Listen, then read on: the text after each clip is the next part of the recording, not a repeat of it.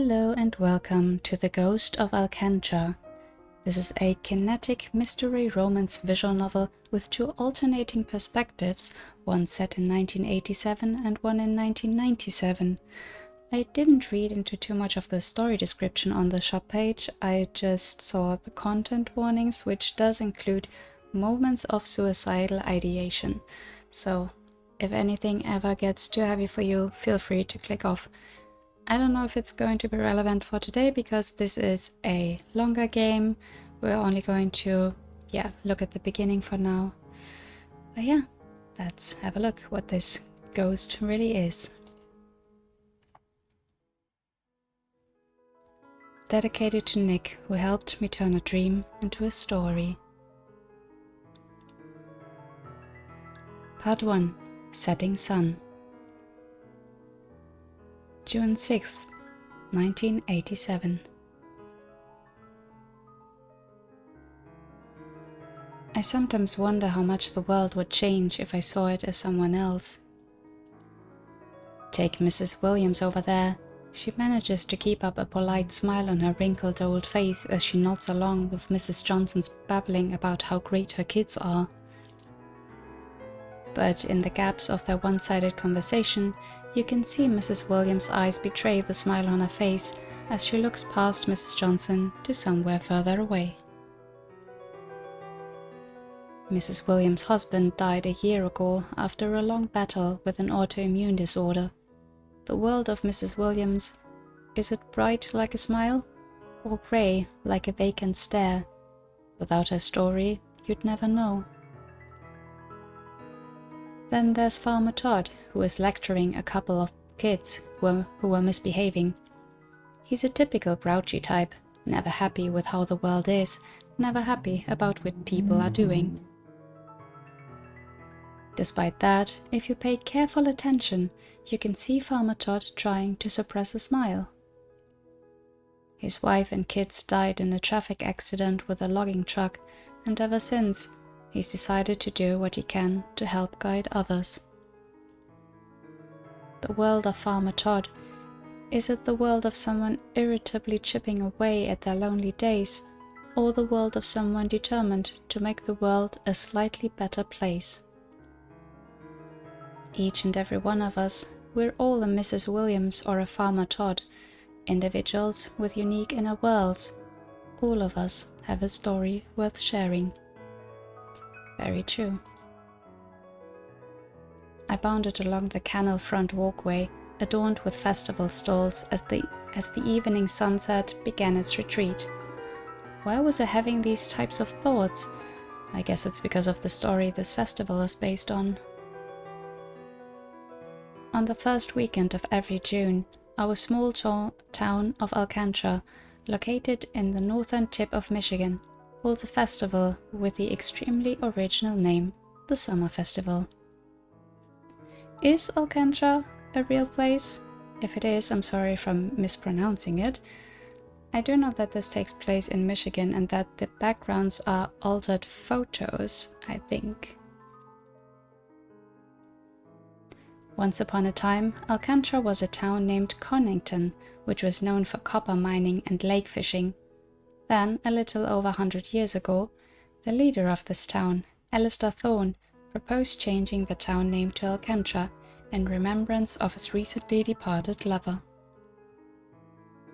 The story goes that Alistair had been on the brink of death, and just as he was about to pass on into the afterlife, the ghost of his beloved Alcantra met him on the fringes between life and death and convinced him he needed to live. He was able to make a recovery, and afterwards, he decided to rename the town in honor of his wife and proposed an annual festival in remembrance of her. Very romantic. To this day, we still celebrate the summer festival every first weekend of June, though what was once a celebration about cheesy sentiment like the endurance of love and the importance of connection has devolved into a wonderful excuse to get drunk, light up explosives, and eat lots of cheap food. Not that the typical Midwesterner needed any excuse to do those things. You have cheap food at festivals? Lucky. Maybe it's because I'm not allowed to drink yet, or that most of the food I eat is already pretty cheap, but I always think of this festival in relation to its romantic origins. While I doubt that I'll ever meet anyone who loves me enough to meet me in purgatory to convince me to live, I do like the idea that new perspectives can open up the world in ways that would be impossible with just your own. Yeah, no one lives in a vacuum. You're always influenced by perspectives of other people, whether you realize it or not.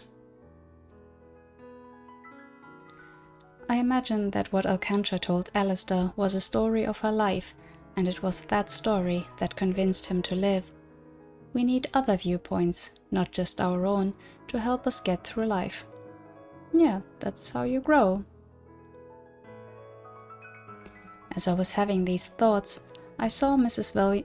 Williams managing to flee from Mrs. Johnson's verbal barrage, and decided I would put my sentimental feelings on hold to get some ice cream from the Johnsons' stall. "Hey Nick, glad you could stop by. Warburton and Terence not with you today?" "Yeah, just me today. Warburton's family is out fishing, and Terence has decided he's too cool to go to local festivals. Believes solitude is the way to go." Mr. Johnson chuckled in response. "Well, tell you what, kid, since I don't want you to feel lonely, I'll give you an extra cone." I rolled my eyes, but accepted the charity. "Say, wasn't Mrs. Raddick supposed to be helping out with your stall?" I feigned concern about the efficiency of their ice cream operation, but I was mostly concerned about the quality. Mrs. Raddick was a quiet woman who didn't talk much, but man, did she know desserts. I was a big fan of her bakery downtown, though I had no doubt she could work out miracles for an ice cream stall too. Mrs. Johnson huffed. "Yeah, where is Marina? Very unlike her to bail. I'm gonna have to stop by this evening and give her a good scolding. She knows how much the town looks forward to our stall every year." "Yeah, not like her at all. Hope she's all right." I thanked the Johnsons for the ice cream, struggled to pay with 2 cones in my hands, and left them grumbling about Mrs. Raddick's absence. The fireworks show was going to start soon, and I had my special spot to get to. My special fireworks spot was a little clearing at the bottom of a path heading towards the shore. I'm not really a loner, but I always watch the fireworks alone. "Really? Fireworks? I guess. You're not really going to talk while watching them, so why not?"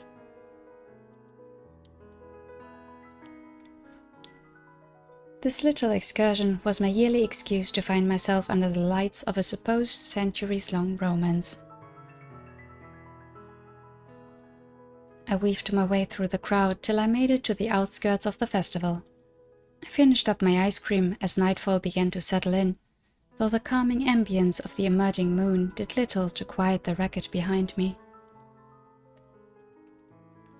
I've never understood fireworks as a group spectacle.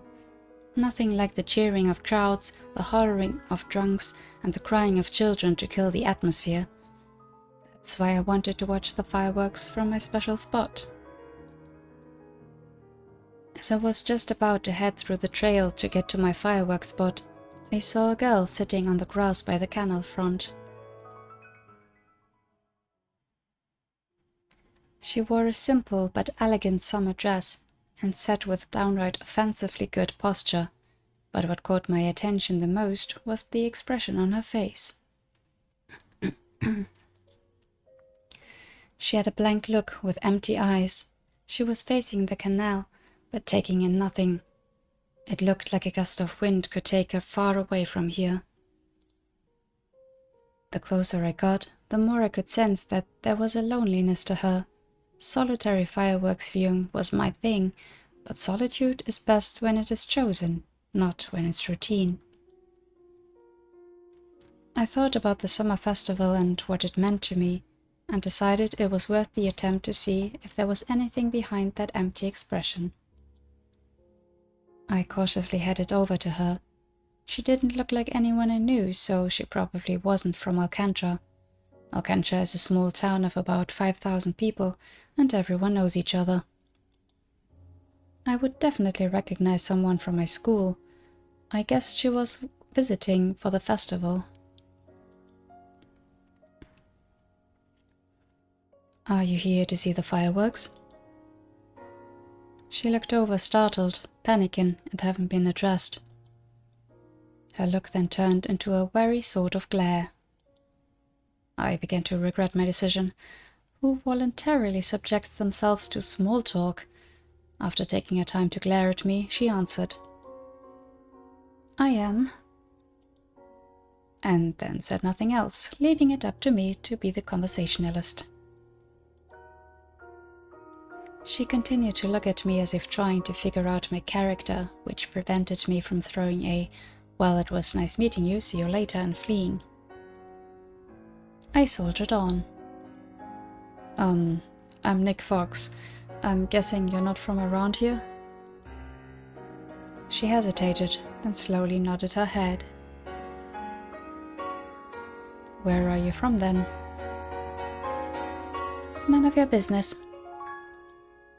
She spat that back at me quickly. A little taken aback, I regretted my soldiering on and thought that she probably just wanted to be left alone. I began to start walking away when she spoke again. "Sorry, there are secrets a girl has to keep to herself." "Well, okay, that's fair."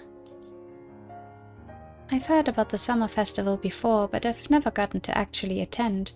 This is my first time getting to go." She seemed more willing to talk now. I thought I saw the faintest glimmer of a smile show up. I suspect it's because guys are easily swayed by smiles, even if by the ghost of one, but I decided I could at least be a good host and recommend her a good viewing spot for the fireworks. "Well, the fireworks show starts in a few minutes. There's a spot through the path there that has a great view. You're welcome to join me." She hesitated before slowly getting up. "Sure." I nodded and headed toward the path. She walked behind me. "So, you got a name?" "Yes." Thought so."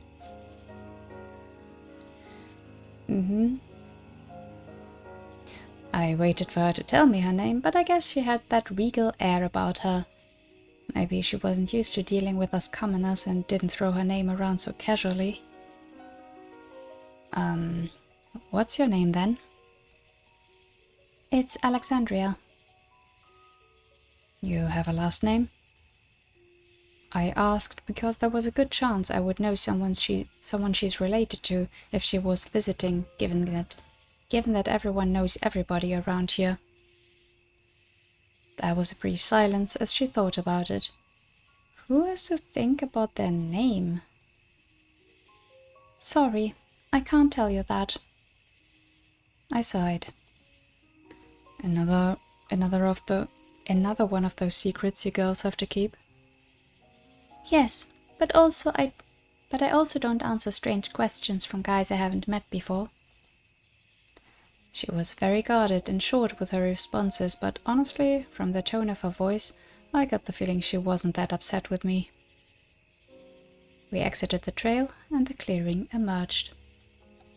Yeah, I mean, in general, I would find it strange asking me for my last name for apparently no reason. Like, I get his reasoning, but she doesn't know that. And maybe she does want to stay kind of undercover here. I sat down where you could see the fireworks best. I decided to break the ice by introducing myself. "Well, I'm Nick Fox. I'm a senior at Alcantra High. It's nice to meet you." She sat down a good distance away from me and gave me another wary glance. "Tell me, do you often try to pick up strange girls at night?" Well, at least she recognized that she was strange. I decided to jab back. No, I don't. And I'm guessing you're not used to being talked to? She gave a sad sort of smile that made me regret my little jab. No, I'm not used to being talked to. That made me regret my jab even more. Well, I'm sorry to hear that. Don't worry about it.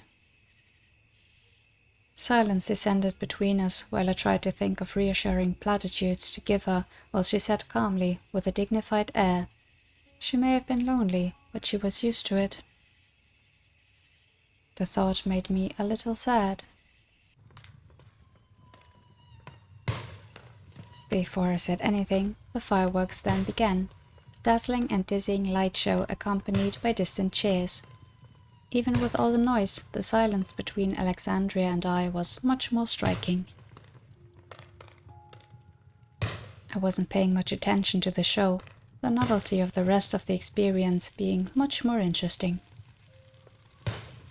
I glanced over at her and saw that her expression had changed a little. Not by a lot though. I guess not even the splendor of explosives could completely wipe away whatever melancholic feelings she might have felt. But this time, that empty look was accompanied by a hopeful glimmer of a smile. Despite having given up my solitary tradition, it was probably worth it to share a part of my world with her. When the show ended, I probably wouldn't see her again. Mildly hopeless as I am, I wanted the sentiment of the festival to ring true. After a moment of time that felt like it lasted both mere seconds and an eternity, the fireworks were over. All we were left with was the afterglow of a celebration and the growing glow of the stars above. So, you enjoy the show? If you're visiting, there's not a lot to do here, but at the very least, the people here know gunpowder. She got up and dusted off her dress. I did. It was a great show. She hesitated then continued on, speaking very hurriedly, like she thought she might not get the opportunity to do so later. I've been in a position where I don't get to interact with people very often, especially people my age, so I'm sorry if I was a little awkward. I don't have many friends. I have everything I need and very little of what I actually want. But recently, something good happened to me, and I got the opportunity to come here. I had heard of the summer festival, and I love the story of the town of Alcantra. As for hobbies, I read lots of novels of all types, but I love mysteries and romances the most. I can't tell you my last name, my situation, or where I'm from, but at the very least, I can tell you that I'm very glad you invited me to see the fireworks with you. She flashed me a bright smile. While the lonely look sort of suited her, I thought this one suited her more. Anyway, I have to go now. My, caretakers will be waiting for me. Caretakers? I guess she wasn't staying with family while she was visiting. She gave me a small wave. I mean, if she hesitated saying that, they might be her parents. But she doesn't have a good relationship with them, something like that? Or am I thinking too far? Bye, Nick. I waved back. See you later, Alexandria. She headed back towards the trail. I sat in the silence left in her wake for a bit, and then followed suit. On the way home, I became reflective again, thinking of the world she lived in and what it was like. Thinking about that, I began to hope that I might see her again. Part 2. Endless Night. May 30th, 1997.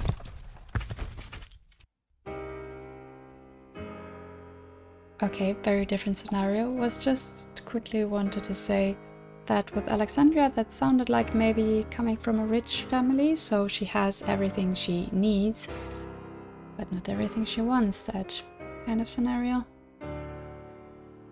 But okay, let's log in with this one. Perhaps I was looking for a place to die.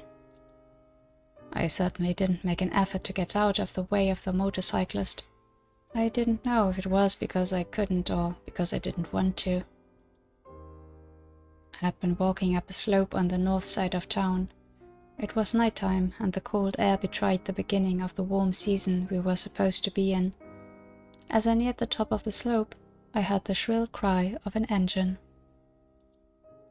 By the time I looked up, the motorcyclist had already lost control going around the turn at the top of the slope. Then, in the next moment, it was barreling towards me. I barely had time to register the pain before I was flat on my back, gasping for breath. I turned my head back to see the motorcyclists. They had hit a tree and would have been dead on impact. I knew I would soon join them. I had returned to my hometown of Alcantra after many years. I don't know why I came back. I hated this place. I had bad memories from my previous time here. The streets, the water, the air, all of it was permeated with my guilt and regret. No matter where I looked, what I did, or who I talked to, I couldn't get away from those feelings. I had tried to escape, but it was futile. No one can run away from themselves. This wasn't such a bad place to die. It was quiet and peaceful, and the top of the slope gave me a great view of the stars. I used to love looking at the stars. They shined so brightly to me before. Looking at them now, they barely shone at all. It's funny, looking at the stars now. They seemed farther away than ever, even though I was about to join them. I reached out my hand to try and grasp a star. Of course, my hand never came close. I let my hand fall back down to the ground. I wasn't close to the sky, the stars, or to her. Now, finally, I might be able to see her again. My evanescent but ever-present ghost. I'll be with you soon. Let's dance among the stars, you and I. Smiling, I closed my eyes. And I faded. Faded. Faded. I was fading, but getting closer and closer to a bright light. It was far too bright. The sort of radiance, the sort of warmth. I didn't deserve it. I could hear a woman's voice beckoning me to come. Oh, I'm not falling for that. I'm not stupid enough to go towards the light, not one as beautiful as that. The woman was pleading, begging for me to join her. I saw a glimpse of what lay beyond that light. It was wonderful and happy. It was too good to be true. Sorry, I'm looking to be reunited with the ghost, but you can't be the one I'm looking for. The ghost I'm looking for wouldn't beckon me to a wondrous place like this. I turned away from the light. There was no place for me there. If that was heaven, that's not what I deserved. I'm wretched and despicable, and I deserve punishment. Ignoring the pleading, crying and begging from the woman's voice behind me, I fainted away again. And faded, and faded, and faded.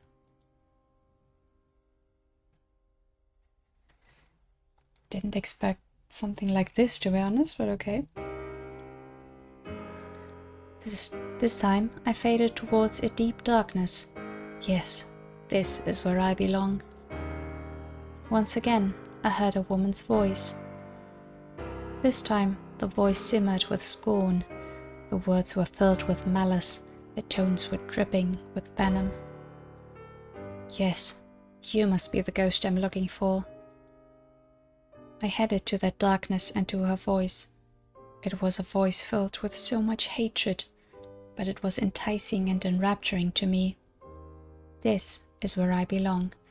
This is where it would end for me. I faded away. And faded. And faded. And faded. and faded away.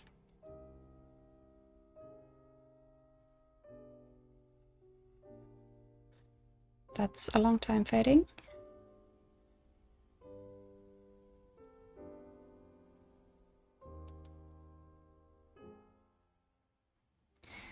Of course. I awoke to the irritating beeping of a vital signs monitor. With some effort, I managed to sit up on my bed. I glanced around the room. I figured out quickly that I was in a hospital. I'm guessing my injury was pretty bad. My arms and legs seemed to work fine though I was hooked up to several machines. I was alone in the room, with nothing but the sterility of the hospital atmosphere to keep me company. It wasn't pleasant company, and I wanted to find a button that would summon medical staff over, but I figured it'd be a bad idea to just start pressing buttons.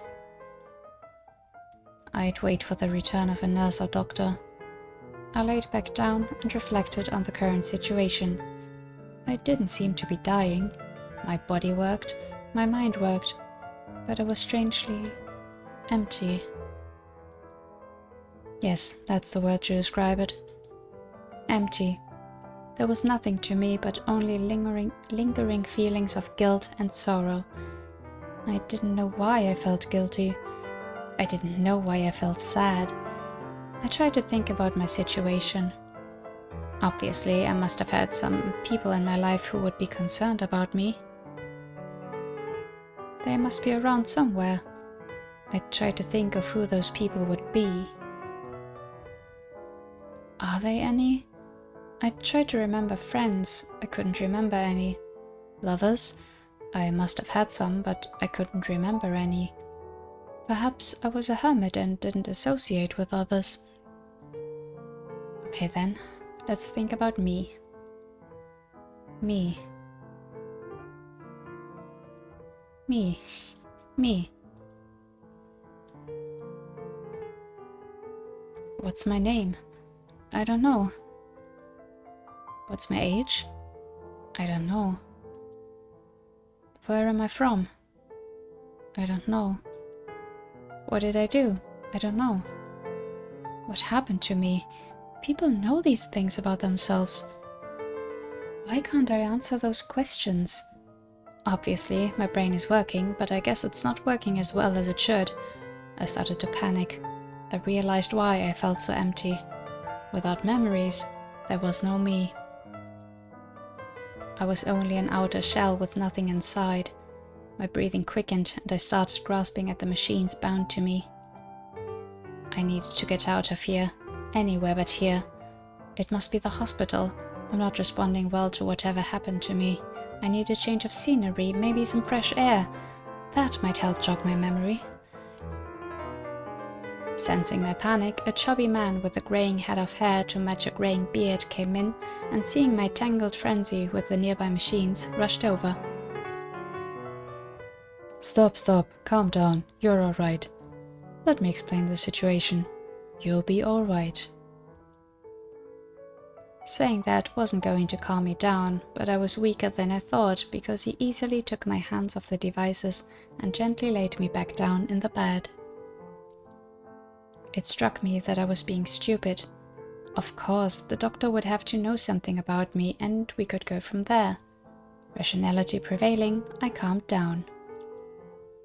While the doctor took deep breaths and patted at some sweat on his forehead with a handkerchief, I asked him, "So, what's wrong with me?"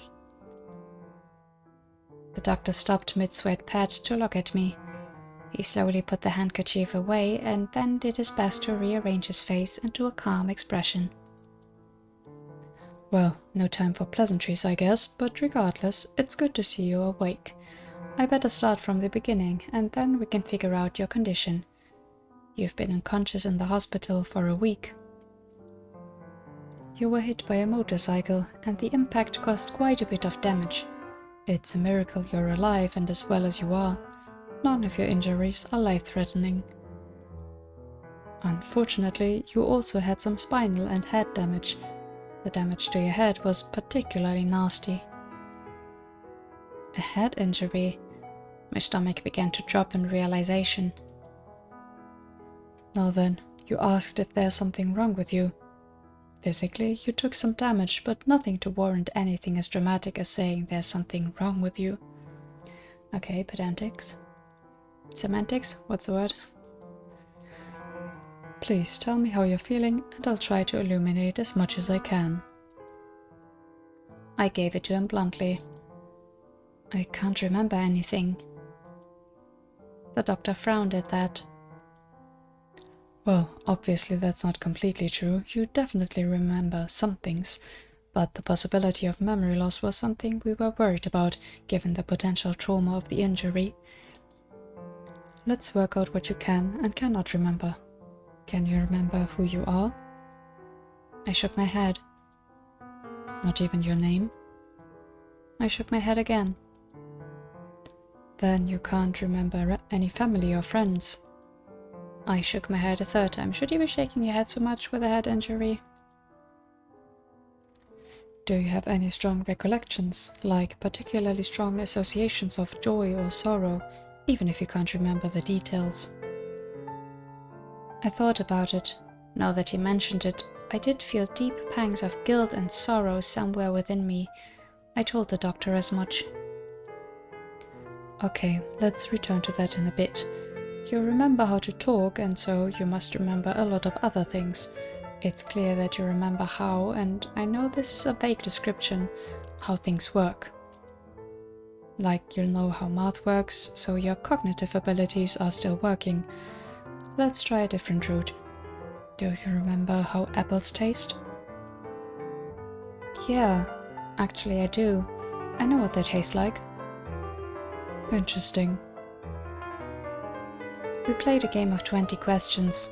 My initial self-diagnosis was pretty off. I remembered plenty of things. In fact, it seemed like I remembered most things. I remembered that the Cowboys won the 1996 Super Bowl, that Bill Clinton was the president, and things like that. The only things I couldn't remember were anything to do with me. And so far, I seemed to be making new memories just fine. Well, this is highly unusual. Post-traumatic amnesia isn't particularly uncommon, but most amnesiacs experience anterograde amnesia. That is, they can't make new memories. We'll monitor the situation, but it looks like you have a highly unusual case of retrograde amnesia. That's when you can't remember previously stored memories, and even those cases usually just involve forgetting relatively recent memories, not long-term ingrained ones. Even more so, to have such a highly specific type of retrograde amnesia where only certain types of memories are affected. I've never heard of it happening. I suspect that in time you'll recover your memories. Yeah, that sounds more, if anything, like a trauma response than just amnesia caused by the head injury. But what do I know? I'm not a doctor. I suspect that the specificity of your amnesia is more likely to lie with your psychological condition rather than your physical. You mentioned strong remnant feelings of guilt and sorrow. It's likely those feelings are the root cause of your current condition. The accident with the motorcyclist was merely a catalyst that allowed this to happen. That seemed far-fetched, but I decided to trust the doctor. I know the psyche can do a lot. It was a lot to take in, but it was reassuring that he thought I'd get my memories back. Then I realized that we were forgetting something obvious. Of course we could figure out who I was. There had to be someone in the area who knew me. I brought this up to the doctor, but his face darkened. We'll send notifications to the police about this and reports will be filed, but no one has come forward regarding you. We're in Alcantra, a small town in northern Michigan. Perhaps it's an area you're not from, so identification from a local who knows you might not be possible. If that's the case, then it might take some time for the police to track down where you're from. Alcantra. Alcantra? The name sounded so familiar. I was positive that I knew the area. No, it was more than I knew about the area. Alcantra must be associated with those lingering feelings of regret and sadness I had. It must have been a part of me, which made it strange that no one had come forward to identify me. I was hit by a motorcyclist, meaning I was out walking. Surely I had some form of ID on me? The doctor's face became even more glum. Well, you had a wallet. Perfect. There's no way my driver's license wasn't in there, unless I didn't have one. But there was no ID in it. Great. I don't remember who I am, and apparently who I was a loser who couldn't drive. Hey! Actually, there is someone who wants to talk to you about that. We have good reason to think your wallet was tampered with. You mean they stole the money? No, the money is still there. You still have your $13.47. The tampering was more malicious than that. The doctor gave a big sigh.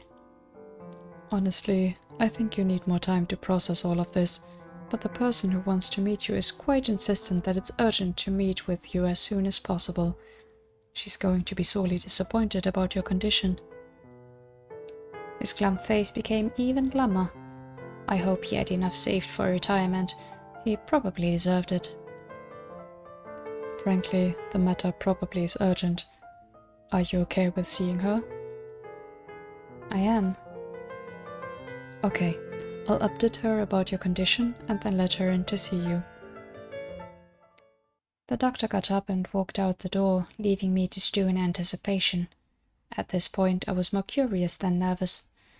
About 10 minutes later, a woman walked in. She marched in like she owned the place. Glanced at me before taking out a cigarette and putting it in her mouth.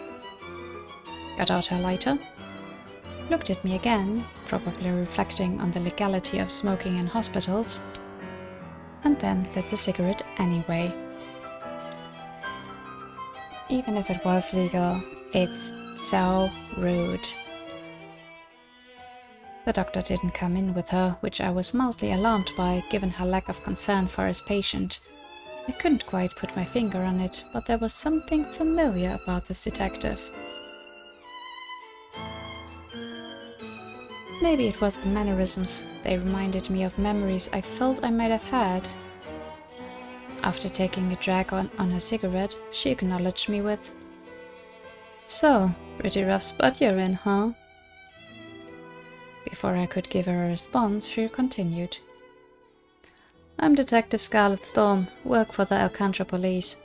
I tried to get a cool code name like Red Thunder, but they turned me down. So, Detective Storm it is." She then pulled up a chair, sat it down, and leaned in towards me with an unhinged gleam in her eye. She felt more like a hunter than a detective. I was a patient now, but I'd be prey soon enough. "You know about my current condition then?" "Sure do. Crazy stuff. A little too crazy for a small place like this." She tilted her head and then glared at me like my amnesia ticked her off personally. "Yes?" "I may be a storm, but I know the importance of order. Something's gotta be done right. Can't have a conversation without a proper introduction." "No, I know you don't remember your name, so we'll have to come up with a temporary name for you." I agreed it was probably going to be awkward to go around nameless in the near future. I nodded. "Not to mention dangerous, because if you let too many people know that you don't remember anything, they might, take advantage of that. Maybe I'm too paranoid, but there's always the possibility." "Okay then, let's come up with a name. How about something simple like John?" "Dumbest thing I've heard." "You don't look like a John at all." What does a John look like? I realized I had no idea what I looked like since there weren't any mirrors here and I didn't remember my appearance. Okay, not John then. What do I look like then, if we're using appearances to decide my name? And while we're at it, how old do I look? You look like you were dumped by your girlfriend after 10 years of going steady but not committing to tying the knot, cried your eyes out, didn't get cleaned up afterwards, then went out and got hit by a car. Or a motorcycle, in your case. She laughed at my shocked look and then continued. You're a little over 6 feet with a medium muscular build. You got short brown hair and some weird stubble thing going on. And you have some sad-ass eyes. Not great at guessing these sorts of things, but I'm guessing you're in your early 30s. Once I got over the shock of her description, I vowed to take a shower and look in a mirror. But that could wait. I wanted to hear what this case was all about, and for that to happen, I needed a name. So it looks like I've seen better days, I guess. Remember, the name should be unique, not some John. I don't know what she had against the Johns in her life.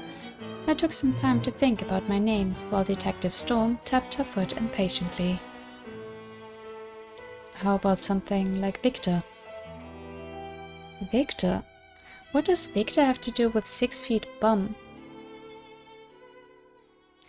I don't know. Something about the letter V stirs up strong emotions in me, like I have some long negative association with it. And with how I'm currently feeling, negative is the way to go. She gave me a long look before rolling her eyes. Okay, Victor it is. Let's get down to business then, Victor. As the doctor let you know, your wallet is very interesting. There's no ID in your wallet. Instead, in the little fold where the driver's license typically would be, there was a piece of paper with some words written on them. Words funny enough that the wallet found its way from the medical folks all the way to me. She reached into her pocket and pulled out a small rectangular piece of paper. She held it out toward me. You think you can handle it? Of course I can. I found out I'm an amnesiac today. I can handle anything. I grabbed the note. On the paper, in bright red letters, this was written. Her blood is on your hands. Lovely. I mean, he's not going to know anything about that. I stared at the note, and stared at it, and stared at it, and then remembered what I remembered, that the only part of my memories that remained was a lingering feeling of sadness and guilt. I didn't know who her was, I didn't know what I had done to her, but the message on the note felt right. The note was startling, not shocking. This note was proof that there was an I that had existed. Now I had to deal with this. Did I want to know who that was? The doctor said that my condition was probably psychological. Perhaps there are some things better left forgotten. I gave the note back to Detective Storm, who was carefully scrutinizing me, looking for any hint of a reaction. I must have been pretty pathetic to do something bad enough that I felt a need to try and forget what I had done. Don't agree with that. But we don't know any details yet either. So, was there a murder? She pulled out another cigarette before answering. There was. Brutal one. All I could do was smile at the ridiculousness of it all. I might be the first amnesiac to be a suspect for a murder. Detective Storm must have realized what I was thinking. Oh, don't worry about being a suspect. There's no way you committed the murder. I tilted my head at her questioningly. The murder was hours ago. Your alibi is airtight. I already had the note before the murder was committed. However, you must understand that this is all pretty suspicious. Even if you're not the murderer, we've got to consider that you were involved in all of this somehow. I nodded. That's understandable. There's a lot of possibilities to consider. 1. Someone who discovered your body didn't like you and decided to pull an elaborate prank. 2. This could be in reference to a past event and not related to the murder case I'm currently investigating. 3. It could be a message in relation to the murder. And lastly, it might have been a message you left for yourself. That's what I was wondering, if they shouldn't have just let him write something and see if it's the same handwriting. No, there's still plenty I'd like to know about the person who left you this message. As for why they decided to replace your ID with that note, I have no idea. And, well, if it was you, I'm interested in why you left yourself that note. It really was bizarre. The scenarios in which someone left me the note seemed so implausible. Why would they do that? What purpose would leaving the note serve, given I had just been hit by a motorcycle? And if I left that note for myself, it begged the question of what I had done and whose blood was on my hands. Perhaps the note was supposed to be a reminder of my guilt, but even so, it was a strange thing to do. Your unfortunate condition has put quite a damper on the potential role you might have served in helping me with the investigation. It's not often we get murders around here, and any lead would have helped us. She leaned towards me, and I once again caught that unhinged glimmer. Even so, I'd like your help with the case. As such, I've asked the doctor if it would be alright if you were to come along and stay with me for the duration of the investigation. From what I hear, you don't have anywhere to go anyway. Until some friends or family come to bail you out from dealing with a hottie like me, I'd appreciate your cooperation. Fierce, okay. She gave me a wicked smile, like she made me a deal I couldn't refuse. Something about that smile seemed so familiar, even though it wasn't possible that I had known her. That made me a little hesitant. Still, I didn't want to turn down her offer for the sake of getting my memories back more than anything. I owed it not to myself, but to the woman whose blood is on my hands. And let's look on the bright side. Staying with a detective would beat staying cooped in a hospital, going crazy from not remembering things. Who am I? Well, that's easy. I'm an amnesiac potentially involved in a murder case. That's easy? Okay. Who was I? I could have been a murderer. I could have been an accomplice to a murderer. I could have been just an idiot who got caught up in a murder. Maybe I was just a nobody.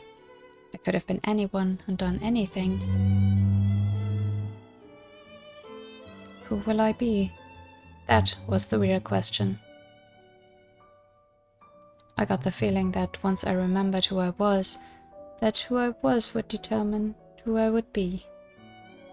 Having made up my mind, I nodded towards Detective Storm. It would be my pleasure, Detective Storm. I look forward to working with you. She nodded back. Should warn you though, might be a spooky case. What do you mean? Many of the local residents think there's a supernatural element at work. They're saying these murders are being done for the Ghost of Alcantra. Finished prologue. The stage is now set for the Ghost of Alcantra. June 7th, 1987. Interesting. Yeah, I was wondering from the title if we were going to go with actual ghosts. Like, are we literal? Are we metaphoric? Is it just the story there? Interesting. Okay, let's continue on a bit. Now back in 87. I woke up at a bright and early noon 30, the day after the festival. I had a groggy staring contest with my ceiling, glanced around my messy room that needed to be cleaned, and headed down to eat breakfast, or brunch, whatever meal label my mother would sarcastically give. I trudged down the stairs to the kitchen, but stopped once I heard whispering. My mom and dad were chatting with Uncle Kyle around our dining table, but rather than the boisterous wall of noise I expected the arrival of a relative to cause, the trio spoke in hushed tones. They obviously didn't want me to hear what they were talking about. Something was up. Uncle Kyle was a detective, and he wouldn't show up unannounced unless something had happened. Knowing they would shut up if I joined them at the table, I crept at the bottom of the stairs to eavesdrop. Was it that bad, Kyle? I could see everyone from where I was hiding. Uncle Kyle just nodded glumly and looked into his coffee mug like it contained a dead dog inside it. Uncle Kyle is my mom's brother. All three of them went to Alcantara. Alcantara? My parents stuck around the area like many people growing up around here do, but Uncle Kyle took the more exciting route and left for the big city. Both of my parents work as school teachers, but when something exciting happens, a state detective is called in to investigate, and Uncle Kyle has shown up several times over the years. His first case was dealing with a serial sock stealer. But a murder in Alcantara? This must be a first for him. Yeah, it was a nasty piece of work. Never seen a murder like it. The body was cut into pieces. Each limb was severed from the main body and then cut into several more pieces. They were placed in various locations in the house. Are you supposed to give out details? I mean, among family you do, right? But, gross. The head was taken off and placed in front of the door, so it would be the first thing you'd see when you entered the house. The main torso had a litany of stab wounds. Tell you what, I've been doing this for a while now, and none of the murders in the city I've worked on were this bad. Nearly threw up looking at the blood all over the place. Mrs. Johnson is downright traumatized. I don't blame her. Mrs. Johnson? The ice cream store lady? If she's traumatized, she must have been the one to discover the body, or what was left of it. Then, if she discovered the body, who was murdered? My question was answered immediately. Poor Marina. I can't believe someone would do that to her. Everyone liked her. Marina?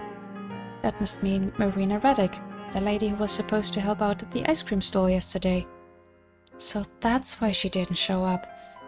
I guess Mrs. Johnson discovered the body while going to check up on her.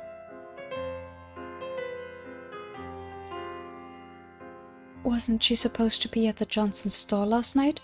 So the murder happened later that night then? No, she never showed up for the summer festival. She was killed in the afternoon. Killer was bold to do it during the day. Must have been banking on everyone in the neighborhood being at the festival. It was bad luck there were no witnesses. No signs of a break-in either. All the doors were locked except the front door, and the lock didn't show any signs of being tampered with. It's likely that Marina knew the person who killed her, and she let them in herself. The festival starts at 10 a.m. and is in full swing by the afternoon. Given how big a deal the festival is, the whole town shows up for it. If the murder was later in the afternoon or early in the evening, there was a good chance the majority of the neighborhood would be at the festival. Who would she know that would do such a thing? Uncle Kyle just shrugged. Don't know, but whoever they are, they must really hate her. My father leaned in expectantly. So, Kyle, any leads or clues then? Nothing obvious. No witness, nothing left at the scene besides the body. Right now we're looking into people acquainted with her that might have a motive. Mrs. Reddick was pretty well liked, so there can't be that many people with a big enough grudge to do something like this. We'll start with the usual. Family members, past history, lovers, colleagues, stuff like that. Suspects? Just a few. Delilah Loving-Smith of the Classy Jack had a very public fight with her a few days ago. Professor Kashak clearly had a thing for her that never worked out for him. Beryl Johnson had an affair with Marina's ex-husband. And of course, there's the Thorns. She used to work for them. Uncle Kyle sighed at his coffee. I've been here since last night. Haven't slept a wink since I got the call. Guessing it won't be the only sleepless night. Why'd I become a detective? I thought that was a fairly alarming thing for the detective on the case to say, but my parents didn't seem to care. What was she arguing about with Delilah? The new tourism proposal. Of course, anything to do with the new proposal puts the Thorne family under suspicion. The family is currently our #1 suspect. Though I can't imagine that would make your investigation easy. You've got that right. Uncle Kyle gave another big sigh as he looked like he'd be happy to drown himself in his coffee. This will be a pain. Oh dear. The Thornes reside in a mansion in the southwest part of town on a hill that overlooks the business district. To call them influential around here would be an understatement. They are Alcantra, quite literally. They're the descendants of Alistair Thorne, the past leader who changed the town name to Alcantra. They originally gained influence from mining and commodizing the copper found to the north of Alcantra. While the copper mines haven't been operational for a long time, they incorporated the fishing and logging the area offered into their business endeavors and remained the financial focus of Alcantra. To speak of money in Alcantra is to speak of the Thorne family. Given how much money they have, you can imagine how much power they have. They ran this town shortly after it was founded in the 1850s, and they run it now. I say they, but the Thorne family only consists of 2 people and the staff who work for them. The Thornes themselves consist of Elgar Thorne, who has to be 1 trillion years old, and his son Flade. Kina Thorne, the wife of Elgar, died 18 years ago. Elgar is an old stick that nobody likes, which is just as well because nobody sees him anymore. He keeps himself cooped up in their mansion. Flade is the public face of the family, and he's a funny, friendly and charismatic dude. Flade and Elgar actually disagree on a lot of stuff, including the recent tourism proposal, which is Elgar's idea. Alcantra is going through a sort of civil war, or as close to a civil war as a town of 5,000 can get. I guess Elgar decided that the affluence of the family could always be improved, so he proposed a tourism group meant to promote the locales of Alcantra. Alcantra is separated from a nearby town called Hamadra by a canal, and the lift bridge that crosses that canal has quite the reputation. Of course, most of the locals enjoy utilizing the canal, and it becoming a tourist destination would put a major damper on local recreational activities. It's not a popular idea amongst a lot of folk, though others think it would be a great way to bring people to Alcantra given our dwindling population. Flade has voiced his dissent towards the idea, which makes the Thorne family itself split on the issue. Why would the Thornes want to get rid of Marina? Marina wasn't involved with the tourism proposal. Don't be naive, honey. You can't trust that family. She worked for them in the past, and you just know that they have skeletons in their closet. I bet they killed her to shut her up about something that would make the proposal go awry. No doubt Flade and Elgar are working together. If Flade voices his dissent, it makes the Thorne family seem not so bad as a whole. And Flade will take over soon anyway, so it's best if he looks good to the locals. Cordelia's probably right. We don't know why they'd want to kill Marina, but we have to be suspicious. If it was the Thorn family, it probably wouldn't be Elga or Flade who did the actual killing. They have plenty of connections and enough money to convince other people to do the dirty work.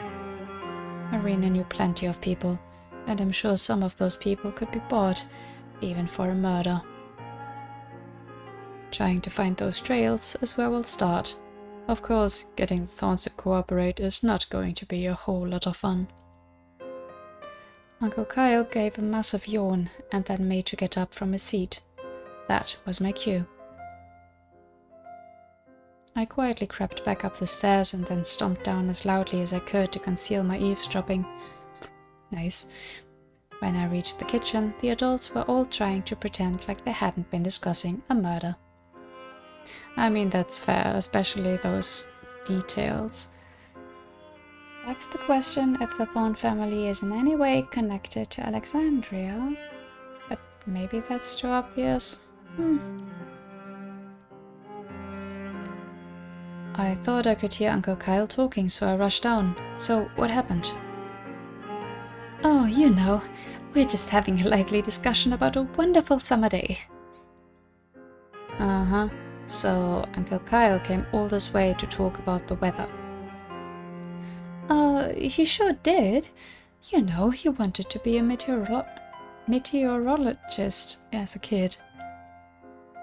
Uncle Kyle and my dad looked at my mom like she was an idiot, which she sometimes was.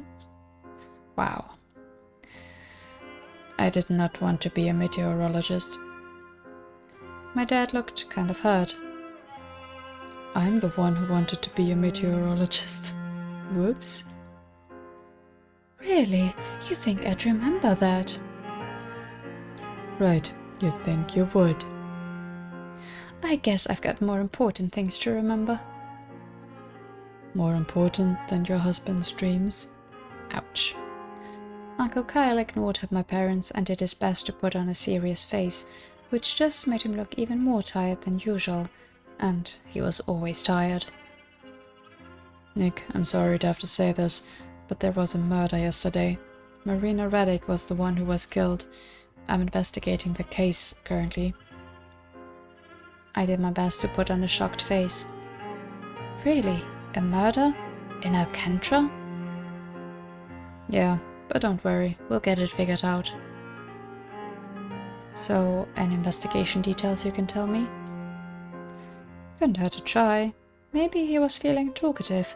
Perhaps I could learn some more than what I had learned from eavesdropping. Absolutely not, Nicholas Fox. Your mother is right. Uncle Kyle smiled a bit. Sorry, Nick. Gonna have to keep quiet on this for now. He gave a big yawn. Well, I'm gonna try and get some sleep while I can. I've got a long couple of weeks ahead of me trying to convince the powerful family to admit to their wrongdoing.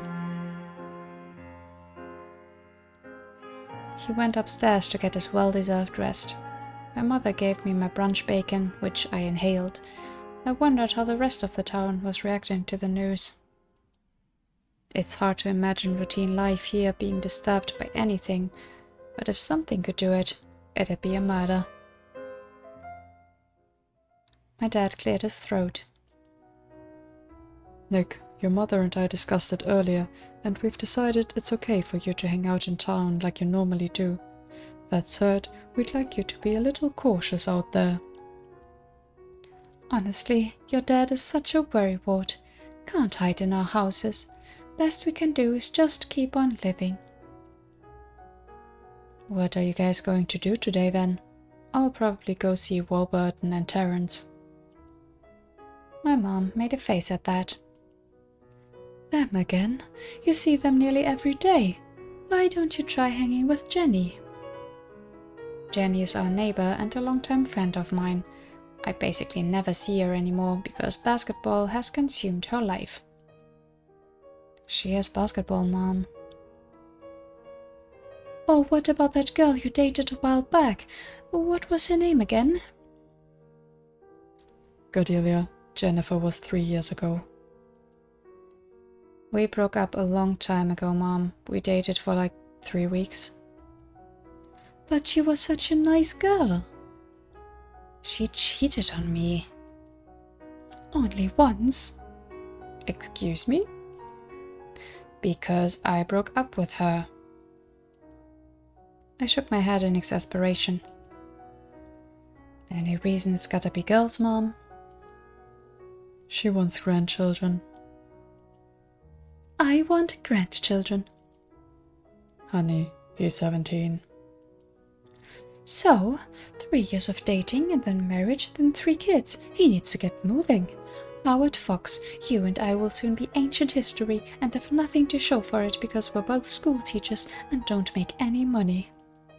We need Nick to make something of his life and get a family and kids. I told you that you should have finished the masters. And I should have dated the engineer in our class. You mean Tim? Oh, he's in jail now, didn't you hear? My mom let out a dramatic gasp. No shit, for real? I rolled my eyes, but I could do worse for parents. I guess. I mean, it can always get worse, but... Oh dear. These two are, if anything, definitely exhausting. I finished my food, got ready, and headed out to see if Warburton and Terence were willing to hang out. I waved goodbye and let them gossip about Tim the engineer. Neither Warburton nor Terence live particularly close to me, but that's not a particularly big deal in Alcantra. On bike, it takes about half an hour to get from one end of the town to the other. Oh, that is small. We have a little urban area with a Walmart and stuff towards the south part of town and a classy, old-school downtown area more towards the northeast. But the pride of Alcantra is our canal front past the downtown area. Warburton and Terence both live as neighbors in the middle of town. I live pretty close to the business district at the southern end of town, so I passed quite a few people along the way. It seemed like it was business as usual. I guess people felt like my mom did. Shouldn't people be more disturbed about a murder happening here? It turned out not everyone was calm. The first thing out of Warburton's mouth when I showed up at his house was this. Dude, holy shit, did you hear? Never mind, obviously you heard. Mr. Rage must be staying with you. Do you have any details? This is wild, man. I did know some details, but I probably shouldn't tell Warburton. There was no doubt he'd spill everything I told him to everyone he knows, and I didn't want to get Uncle Kyle in trouble. Smart. Sorry, man. Don't know anything besides Marina Raddick being murdered. Damn, figured you say that, but I had to ask. Asked my dad about it, said in his 30 years living in Alcantra, he'd never heard of anything like this happening. We talked about the incident some. Warburton must have been really rattled. We talk about pretty much everything, from the weather to relationships to the fragility of human existence. But with Warburton, it usually always comes back around to sports. Huh. He loves sports. Unfortunately, the universe did not love him as much as he loves sports. He is around 5'4" and quite chubby, but he does the best with what he's got. I've been thinking about Mrs. Raddick. I'm pretty sure she has a daughter in the area. She's been in Alcantra a long time, though she and her husband split some years back, and he lives somewhere else now. But I think her name was Elisha. Yeah, that's the daughter's name. I think she's still in the area. I hope she's doing okay. Someone should go pay her a visit, make sure she's safe, and let her know we're all here for her. He gave me a tap on the shoulder. I know the brain of yours ain't up for detective work, but you let Mr. Rage know that he should keep an eye out on Elisha. Might be a vendetta against the family. I told him I would. Warburton is pretty popular in school. I attribute it to his heart of gold. He's a funny dude, but he's also a genuinely kind guy. Terence likes to call us the optimist pair. Both Warburton and I are pretty cheery guys, but he's better at the cheery thing than me. He's a glass half full kind of dude, but the type that would just pour more water in the glass if he thought it looked empty. That's a fun way to put it. I'm a glass half full kind of dude, but because I'm a believer. He's a realist. I'm a romantic. You want to hang out some more? You want to hang out some? I know you're always looking for an excuse to get fit and impress Jenny. Warburton grimaced. Sorry man, promised my mom I'd help her with some chores. Next time for sure. I told him no problem and was on my way. I started on my way to Terrence's place next. Warburton and Terrence are polar opposites. They say opposites attract for romantic partners, but I think it's more likely that's true in the case of friends. Depends how opposite, but yeah, sure. Warburton and I have been friends for as long as I can remember. Sometime in middle school, Warburton adopted Terrence into our friend group. It was surprising, since they fought with each other all the time, but I guess somewhere along the line they found respect for each other from all those fights.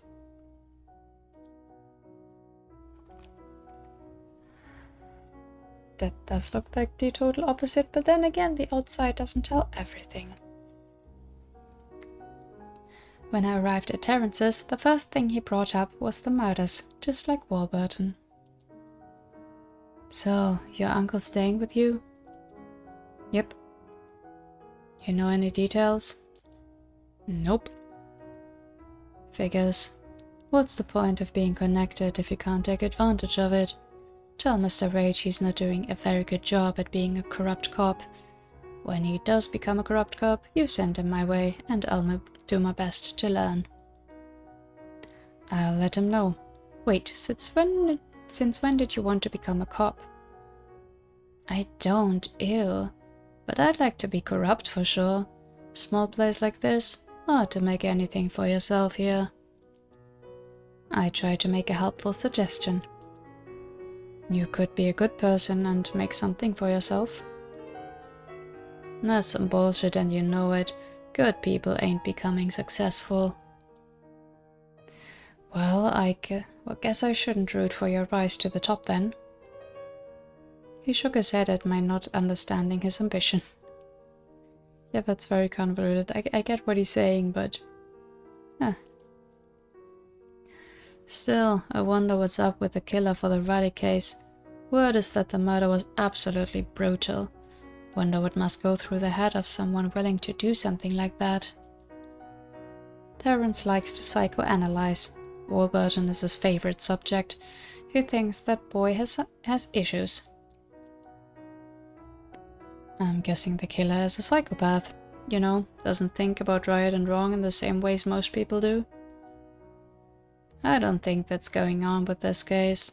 The sort of murderous display screams to me like the killer was trying to send a message, or that it was some sort of fucked up therapy for the killer. It seems too personal to be the work of a psychopath. His analysis made it seem like Dr. Geshek, who had a thing for Marina Raddick, or Beryl Johnson, who had an affair with Marina Raddick's ex-husband, were the most likely candidates. You think it's some cliché like killing for love? Probably. Gotta be something like that. Dude, she was like 60. Do old people still fall in love?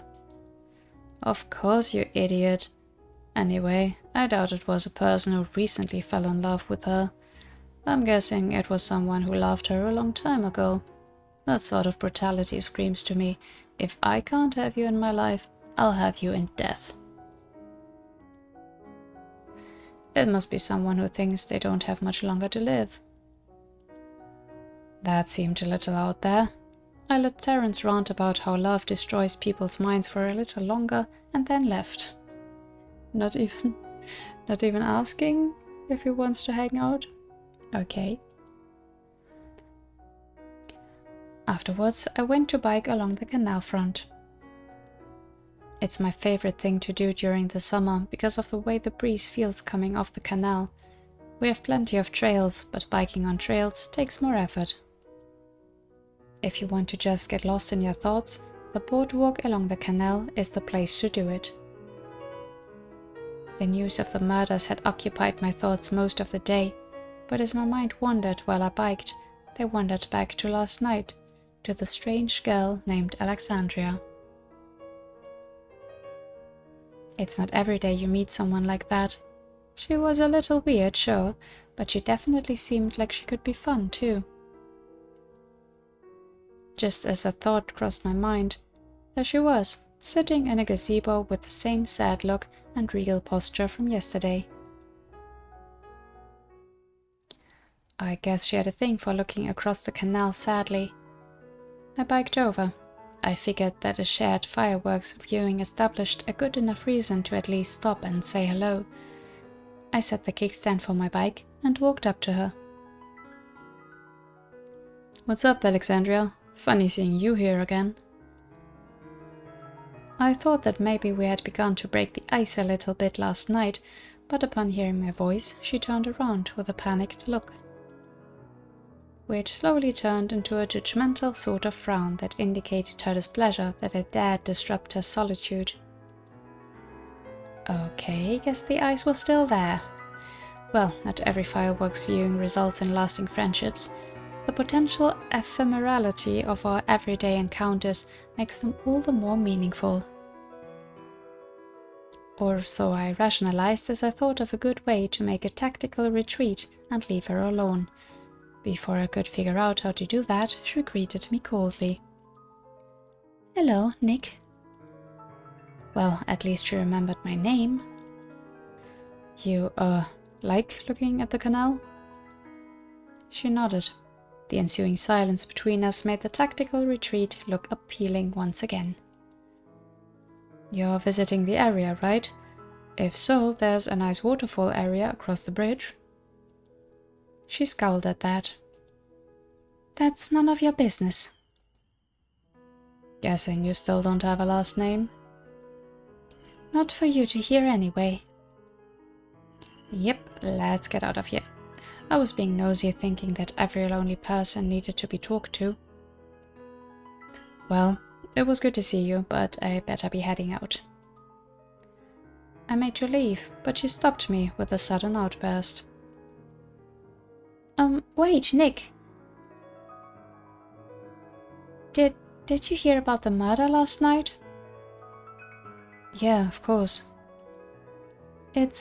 Well, I'm new to the area and I might be around for a while.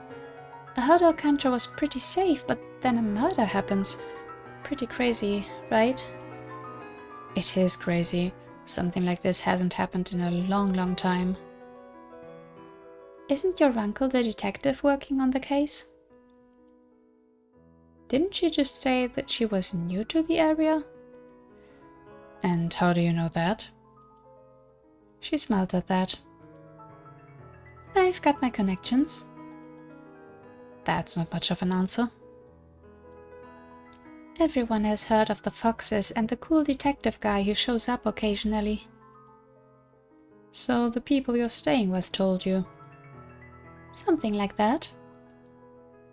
I doubted my family was as well known as she claimed we were, but I saw no reason to hide the fact. "Yes, my uncle is the detective on the case. And no, I can't give you any details. But what does this have to do with anything?" She stood up and made an extremely exaggerated gesture with her arms that I couldn't interpret. I think she was trying to make herself look impressive. "Well, not to brag or anything, but I'm somewhat of a detective aficionado. Basically the shut-in loner girl version of Sherlock Holmes." That sort of sentence did not match the Alexandria I had in my mind. "Are you telling me that you're going to catch the murderer?" She waved her hand. "Oh, no, absolutely not. That sounds dangerous, which sounds like something I wouldn't do. No, I'm going to offer you a deal, though." She pointed her finger at me. "I take it you're well acquainted with this town?" "Very." Then she pointed a finger at herself. And then we have pitiable old me, a girl with no friends, all alone in a strange new land. She was becoming quite the actress, never would have guessed it of her. But this lonely girl harbors deep within herself a keen intellect honed through years of solitude. Surely her powers of deduction could be of use to help solve the local tragedy that has recently struck this town. Then she pointed towards the heavens, which were blocked from us by the roof of the gazebo. I attempted my most exaggerated, exasperated sigh. You did mention you like mystery novels. You really think you can help? Maybe a little. So you want to play Sherlock? Well, I'm sorry, but I doubt they'll let a weird girl without a last name with no stated residency help with the investigation. She laughed, which was the first time I had heard her do it. No, probably not. I wouldn't blame them, but I've got a deal for you. If you show me around town, I'll give you my thoughts on the murders. If you think they're helpful, you can relay them to Mr. Rage. I think it's in the town's best interest that the culprit is apprehended as soon as possible.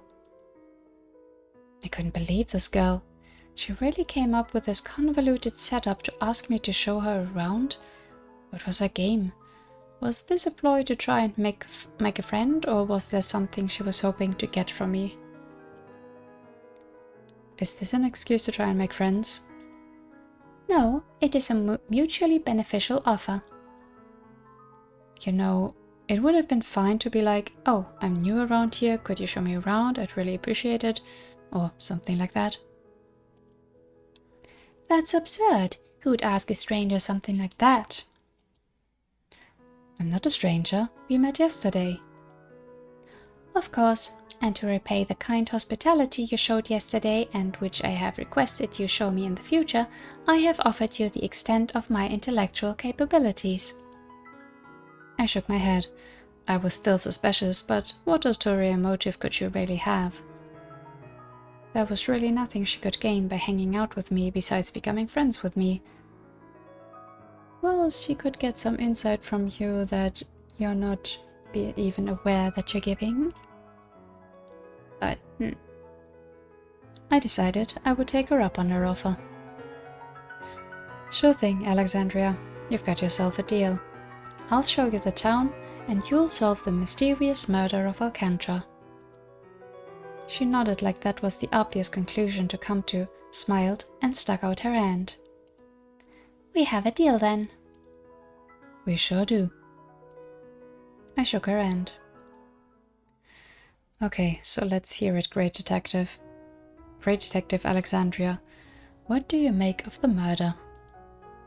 She shook her head at me.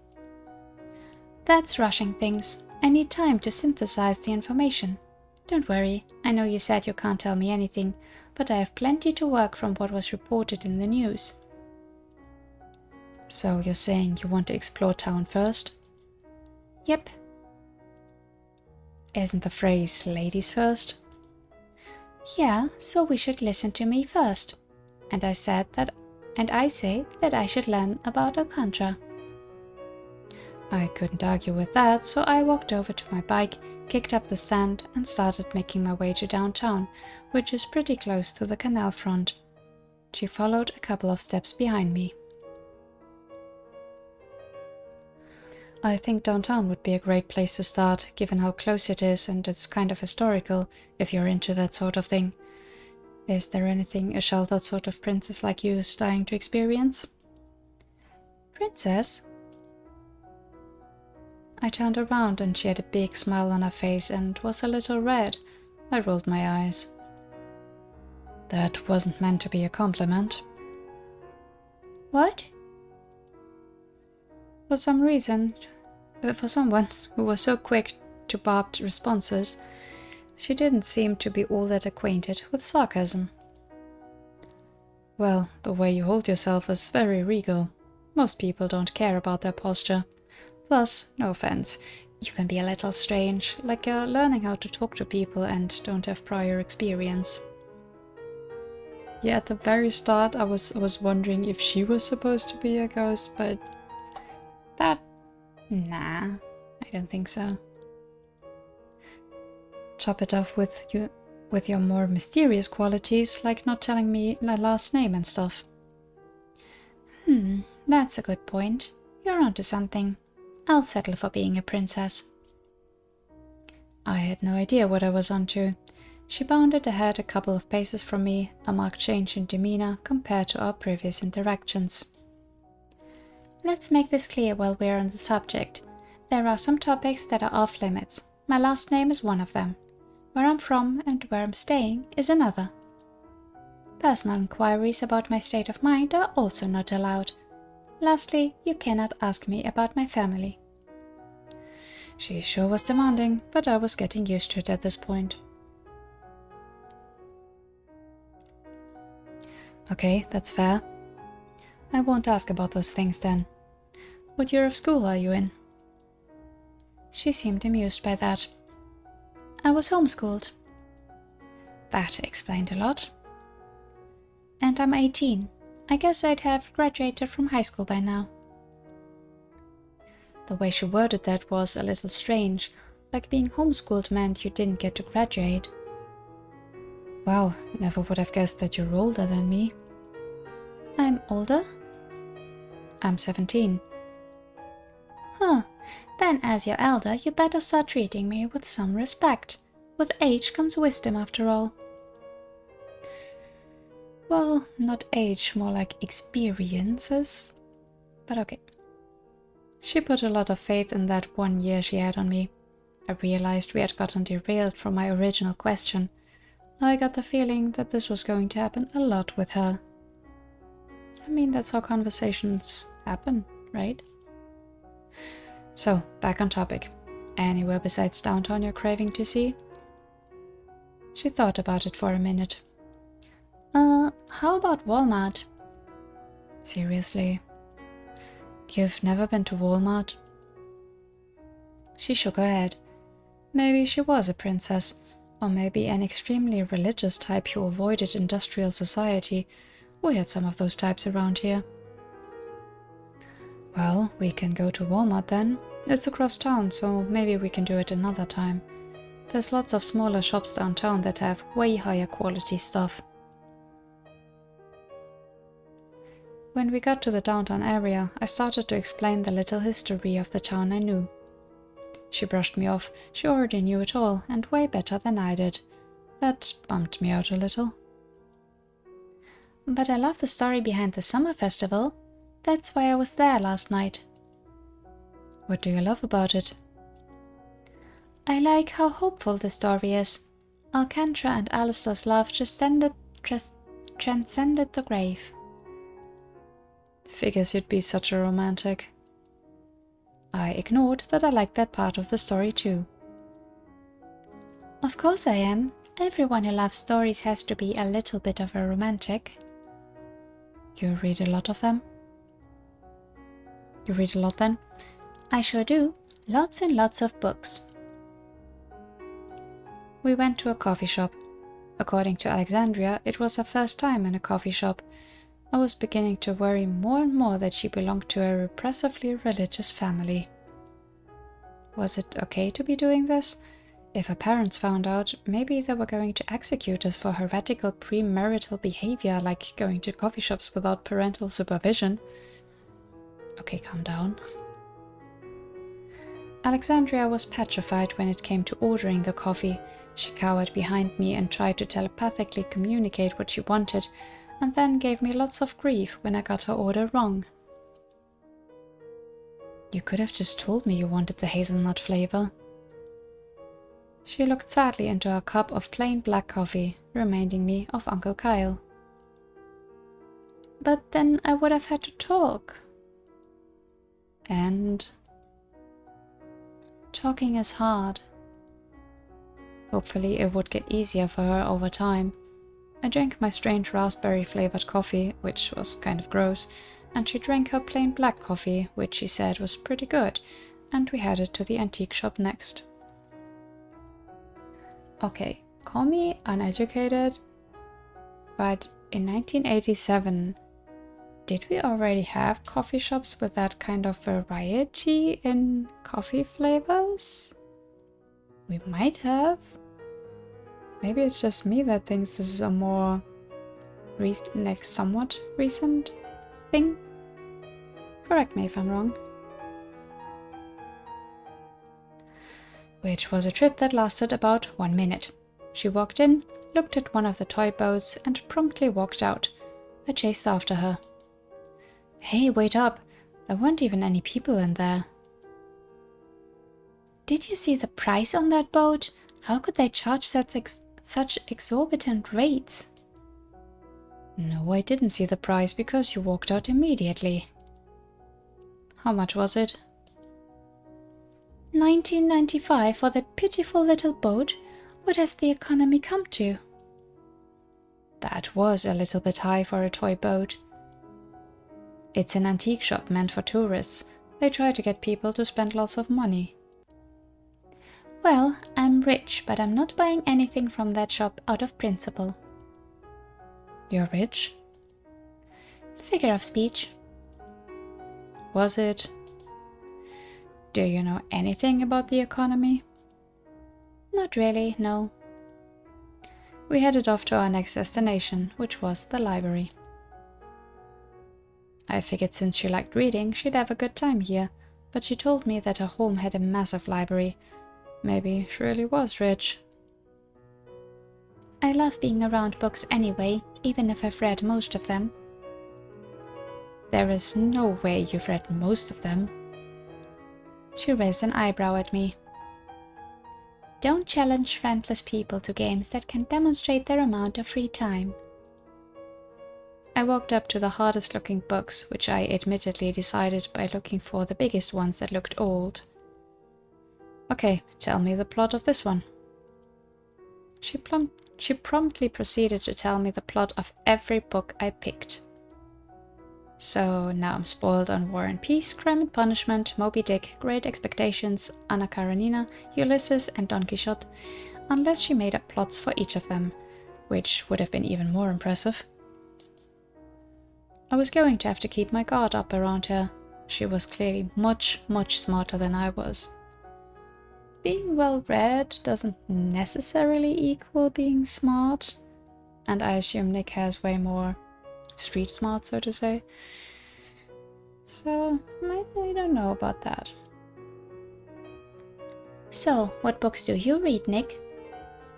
I don't read books, and I figured I couldn't bluff my way out of this one, so I headed to the comic book section.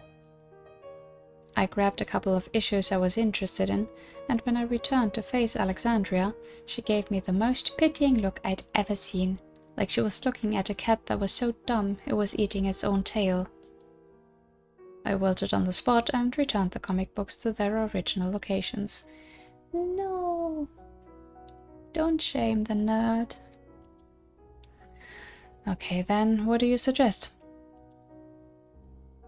Her face brightened, and she briskly headed towards the other shelves. She returned with Pride and Prejudice, Dune, The Murder of Roger Ackroyd, and a baseball reference book. Okay. I picked up some relatively easy reading, but here are some good books even someone like you would probably appreciate.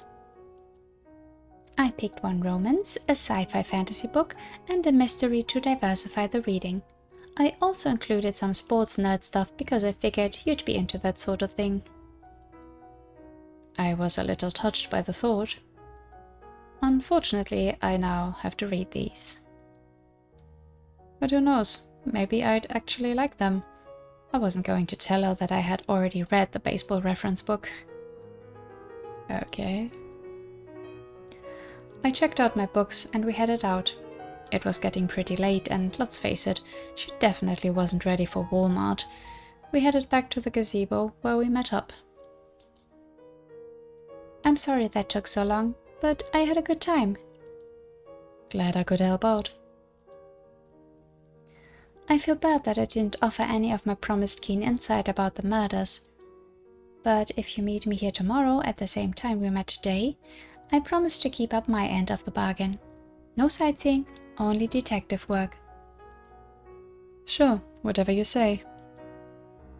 She gave me another smile, which was becoming more and more of a frequent occurrence, and headed off. I headed home as well, thinking that Mom would be thrilled if she knew what I was up to this afternoon.